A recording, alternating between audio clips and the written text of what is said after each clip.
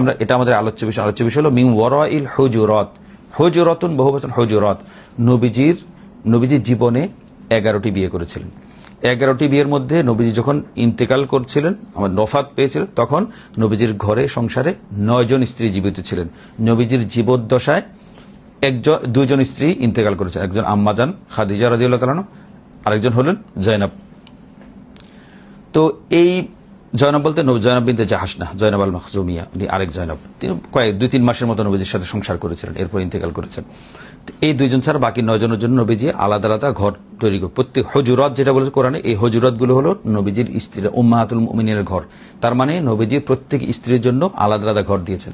তো এখান থেকে একটা বিষয় এই ওলামায়ে কেরাম বলেন যে স্ত্রীকে ঘর দেয়া, তার বাসস্থান দেওয়াটা স্বামীর কর্তব্য।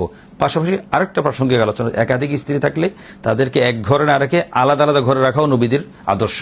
যে ওরা নবীজি প্রত্যেক স্ত্রীর জন্য আলাদা ঘরের, আলাদা ফ্ল্যাটের, আলাদা বাসস্থানের ব্যবস্থা করেছেন।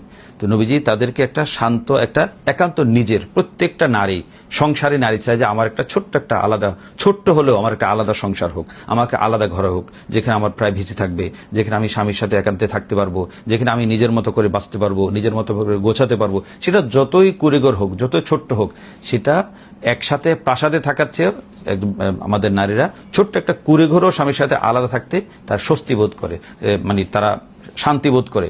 তো এজন্য নবীজির এই আদর্শটা কোরআন থেকে আমরা সেটা বুঝতে পারি। নবীজি প্রত্যেকটা স্ত্রীর জন্য আলাদা ঘরের ব্যবস্থা করেছেন, আলাদা সংসারের ব্যবস্থা করেছেন, প্রত্যেকের জন্য আলাদা ঘরের টুকিটাকি জিনিস থেকে সম্পূর্ণ আলাদা আলাদা করে সবকিছু, এবং ভরণ পোষণ সবকিছু আলাদা করে দিতেন।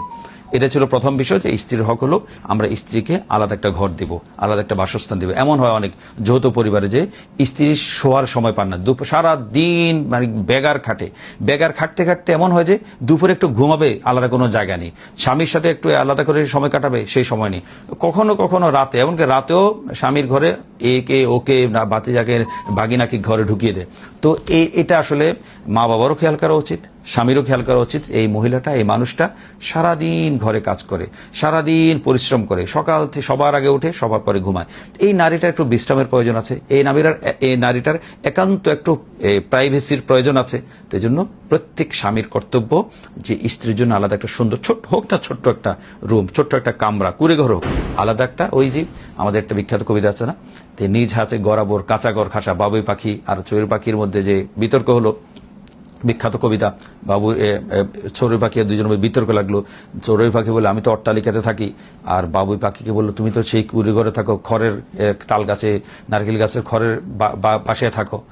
তখন শেষের কবির লাইন যেটা, বাবুই পাখি বললো যে নিজ হাতে গড়াবোর কাঁচা ঘর খাসা, তুমি যত অট্টালিকা থাকো সেটা পরেরও বাড়ি, আবার নিজের হাতে আমি যে কাঁচা ঘর বানাই সেটা খাসা, শ্রেষ্ঠ, সেরা। তো এখানে আসলে নবীজির আদর্শটা এমন, প্রত্যেক নারীকে যদি তৌফিক থাকে, তৌফিক না থাকলে সেটা ভিন্ন কথা। যদি তৌফিক থাকে, অন্তত স্বামীর চেষ্টা করা উচিত যে আমি স্ত্রীকে আলাদা একটা ঘর দেব, আলাদা একটা ছোট্ট একটা রুম দেবো, যেখানে সে একান্ত হাঁপ ছেড়ে বাঁচতে পারবে, সংসারের উত্তাপ থেকে, সংসারের উত্তেজনা থেকে, সংসারের থেকে, নানা ধরনের আক্রমণ বাংলা সংসারে যেমনটা হয় আর কি। তো এটা স্বামীর কর্তব্য।